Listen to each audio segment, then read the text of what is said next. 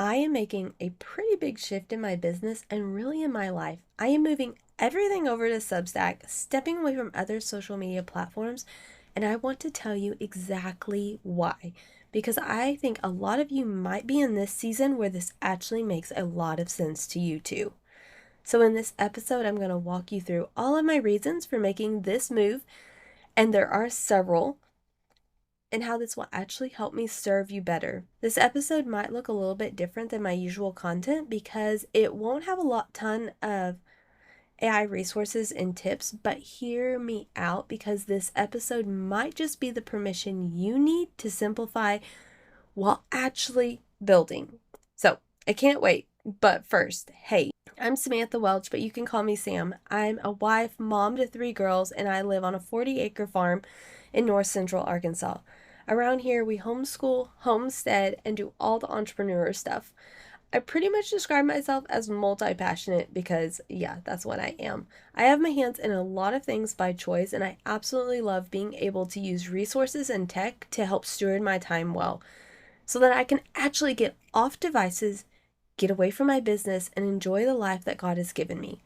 So in these episodes, you're going to hear tips and tricks on how to use AI that doesn't take away from your life, but actually enriches your life. If you're a mom trying to do it all, the home, the kids, a business on the side, and you want to use AI without feeling like you're selling out your soul or your authenticity or your values, you're in the right place. I cannot wait to help you learn how to use AI as an assistant. Okay, so let's get into the episode. Substack first came into my radar during a coaching call in a mastermind that I'm part of, and they started talking about the benefits that it could play, especially for those of us that are putting out content regularly, but it's just getting lost in that social media algorithm that we don't even want to be a part of anyway. At first I thought, and you're probably thinking this too, that Substack was just for writers, and I believe in the beginning it probably was.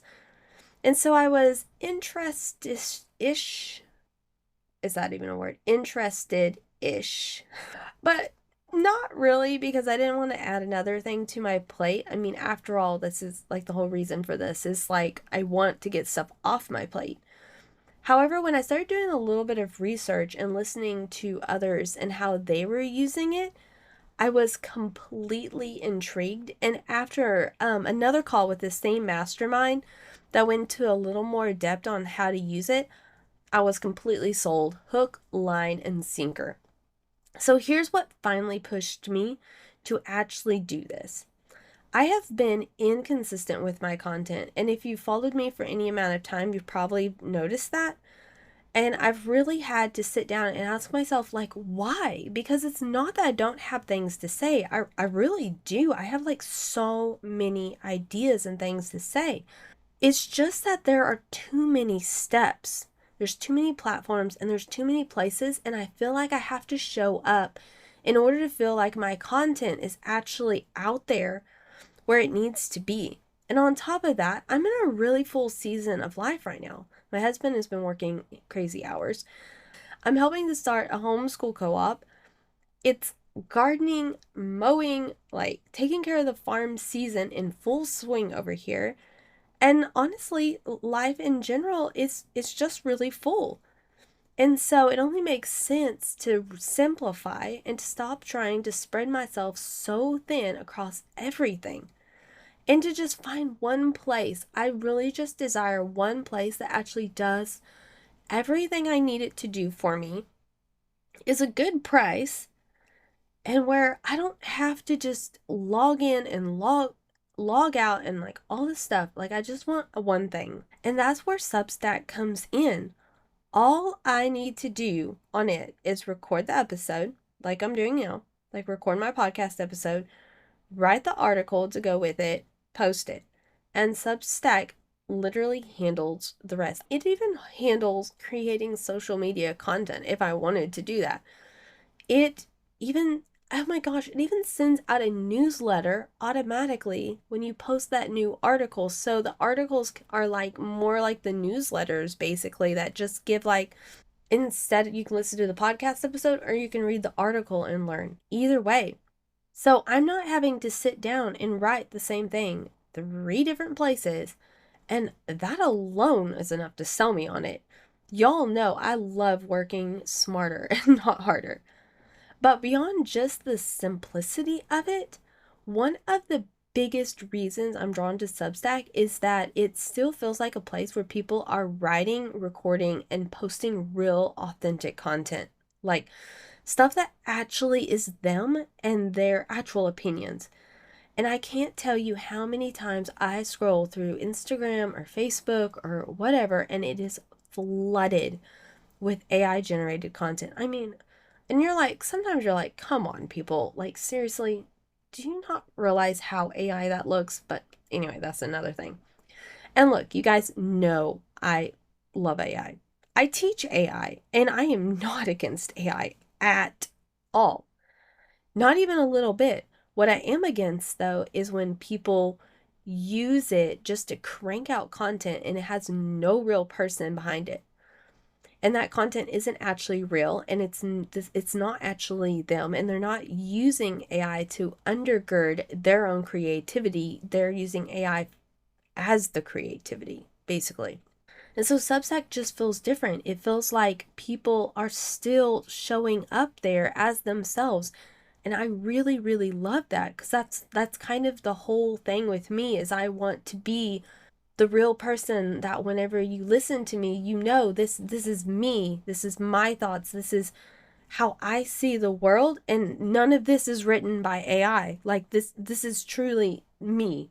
Substack also, which I kind of touched on, but it's this all-in-one setup, and that just makes so much sense for how I want to run things. I can host my podcast there. I mean, you'll still see it everywhere in all of like the major listing areas, but whenever I say host, I mean like you can post the original thing there, see all the stats and everything, and then it sends it out everywhere. And I can turn those podcast episodes into articles and posts, and I can share short notes. It's kind of like Instagram threads or X, and you can do photos and videos, all of that though in one place. Like it's all in one place. And here's something I want to make super clear, because I think a lot of people hear Substack and they think it's just for writers. It is not just for writers. You can be a podcaster, you can record videos, you can post short thoughts and photos. It is really just an amazing platform for sharing your voice, your opinions, and your content, whatever form that takes for you. Honestly, if you're seeing writings from me, they're probably not because I sat behind a computer and I typed that whole thing out. In fact, I'm going to say 99% of the time it's not. It's going to be a voice recording that was turned into a writing. that's just the way it is. I love too that I don't have to pick a lane, and I can just show up in a way that feels natural to me. That's something that really has been bothering me, is just feeling like I'm stuck in just one thing. I've noticed that a lot of serious entrepreneurs, like people I have really trusted over the years, people who are wanting to build something meaningful, that they're already over there and doing really well. And I've really enjoyed like following them and reading their content and getting to see a side of them that I don't get to see like on their Instagram feed. And I think it's because that the platform just allows you to write and create from your heart without constantly trying to hack the algorithm or fight for someone's 3-second attention span. Because y'all know, oh my gosh. Which brings me to something else I really love about Substack. And that is that people are engaged. They're not mindlessly scrolling.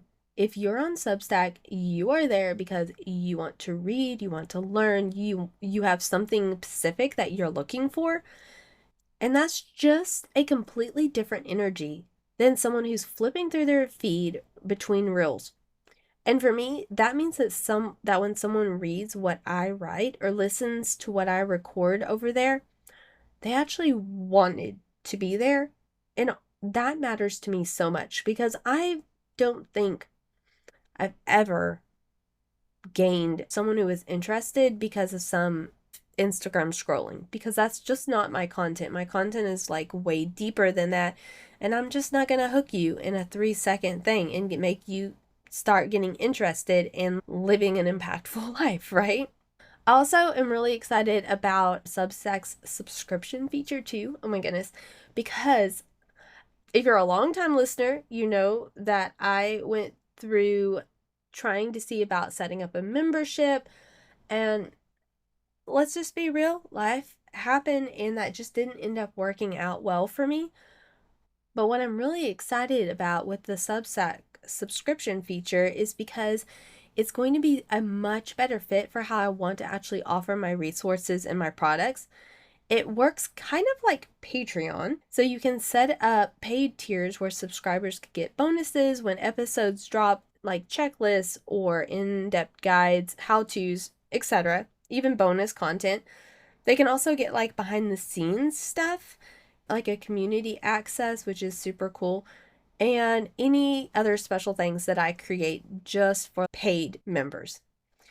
And the beautiful thing is that you can set that up for like $5 to $10 a month, which I feel like that's not a huge commitment, but also that's pretty awesome because I mean, I can do something for $5 to $10 a month, right? And someone can subscribe, they can glean what they need, and then they can move on when they're ready. And I love that because it's an easy yes. And I'm still building out exactly what that paid tier is going to look like, but I hope you're getting excited. So I kind of envision that it'll include, of course, my checklist and my guides, because I have a lot of that goes with a lot of episodes, and then access to like chats directly with me so I can do like little mini AI coaching things and stuff. And then eventually I'd like to do an actual full-on once a month coaching call where it's actually more of being able to walk someone through a process of how to use AI to do certain things, right? And that's still in the works, but it's coming, and Substack is where it's going to live because it can help do all of that, which is really awesome. It just makes it's going to make it so much easier for me. And you know what? Part of this is just personal too. I really, really dislike the version of myself that sits and scrolls mindlessly. It absolutely drains me, and I just hate it. And I feel like with being on Substack instead, it has been way better for me, not just as a business owner or a brand, but as a person, because when I'm on there, it's intentional. I'm actually reading. I have to stop and I have to digest something. There's no just infinite scrolling that's just pulling me along. And I think that's going to be so good for my mind, for my time, and for my creativity too. I think there's nothing that kills creativity faster than just scrolling. Oh my goodness. Because, yeah, like, I sometimes will tell myself I'm scrolling for ideas, but I'm not. I'm just scrolling because I'm tired, or a lot of times it's just because when I'm overwhelmed, then I start scrolling and then I'm way more overwhelmed. It's just the way it goes. I also feel like Substack is where my people are. There are creators that I genuinely look up to who are already over there, and I'm excited to be in that space. And I think that the way I talk about AI is a little different than most of what you see out there, because I'm not teaching people to just hand everything over to AI and let it do whatever it wants. I'm way more focused on how do you use AI with integrity? Like, how do you use it wisely in a way that actually saves you time and effort without losing yourself in the process?